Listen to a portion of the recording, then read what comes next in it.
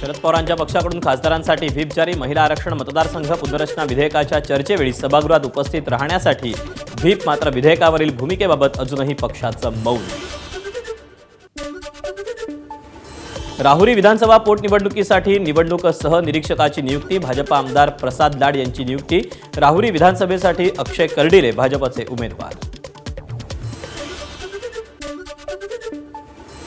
नागपूर महानगरपालिकेत स्वीकृत सदस्यांच्या नावाची घोषणा. भाजपकडून 6 स्वीकृत नगरसेवकांच्या नावाची घोषणा, तर शिवसेनेकडून एका नगरसेवकाची स्वीकृत सदस्य म्हणून निवड.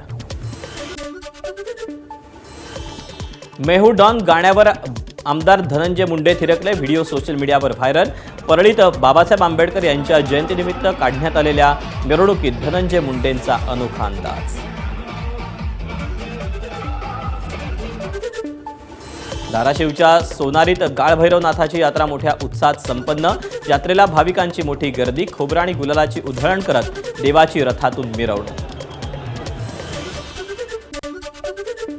नांदेडच्या देगलूर तालुक्यातील सुंदगी गावात सर्वाधिक तापमानाची नोंद. गावाचा पारा तब्बल 47 अंशांवर. पाटबंधारे विभागाच्या मशीनवर नोंद.